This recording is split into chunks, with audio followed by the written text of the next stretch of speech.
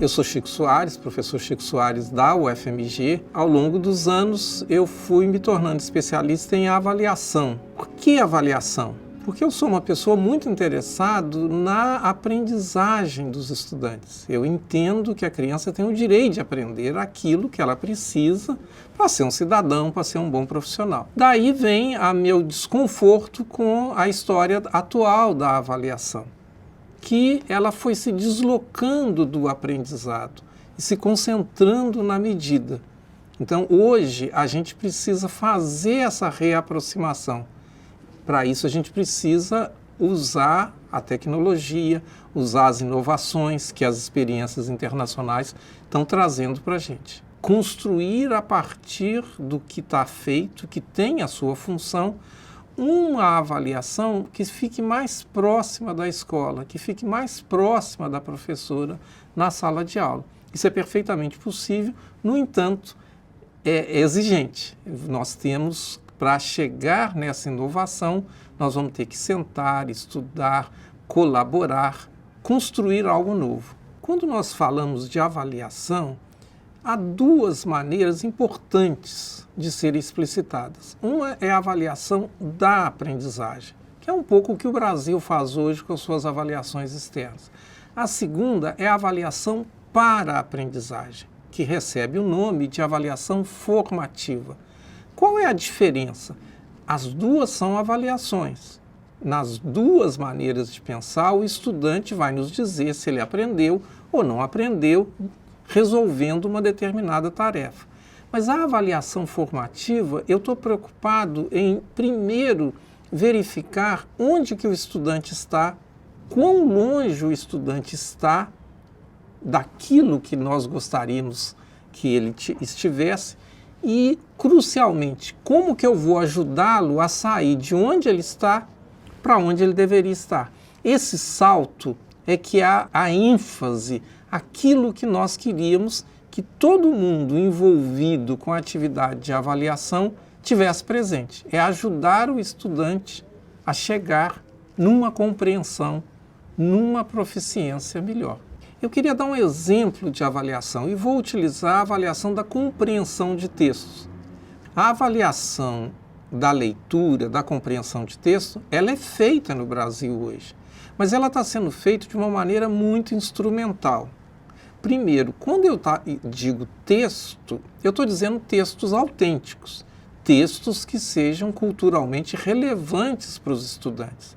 Então não pode ser um recorte de texto, que é o que nós praticamos. Mas não apenas recortamos o texto, como fazemos apenas perguntas de múltipla escolha. Eu gosto de dizer que a vida não é múltipla escolha, eu preciso compreender o texto, o que eu só posso manifestar se compreendi ou não, escrevendo a partir de uma pergunta. Então é isso que eu gostaria que mudasse no Brasil hoje, a gente saísse de múltiplas escolhas para as questões abertas, eu saísse de recorte de textos para textos autênticos. Textos autênticos com as complexidades adequadas aos anos escolares. Quando nós estamos falando de avaliação formativa, ela é uma avaliação que está próxima do estudante através da professora na sala de aula. Porque uma forma de ver a avaliação formativa é dar a devolutiva para o estudante imediatamente. Nem sempre isso é possível, mas a devolutiva tem que existir. Nós demos um texto para a criança ler, ela me respondeu, me escreveu, ela tem o direito de receber uma avaliação da professora, do professor, puxando-a para melhores respostas. Às vezes a gente divide as respostas em 3 níveis. Aquela resposta onde o estudante não respondeu. Uma segunda resposta onde ele respondeu parcialmente. E uma terceira onde ele respondeu adequadamente.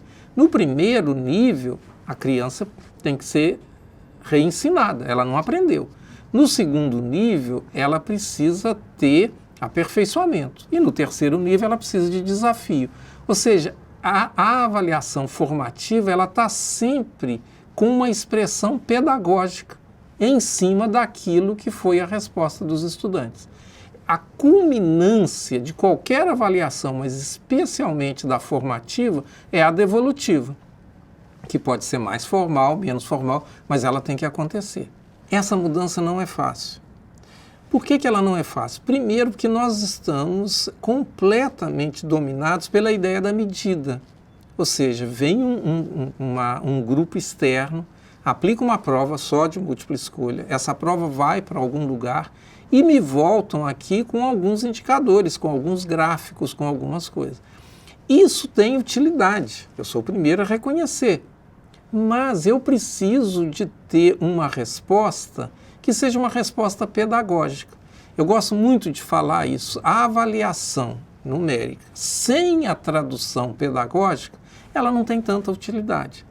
Tá? Então, existe teoria, existe muita coisa já feita, mas nós precisamos abrir espaço nos processos de avaliação para que estas devolutivas, de fato, elas passem a fazer parte rotineira do que a gente chama a avaliação hoje. Isso não acontece hoje.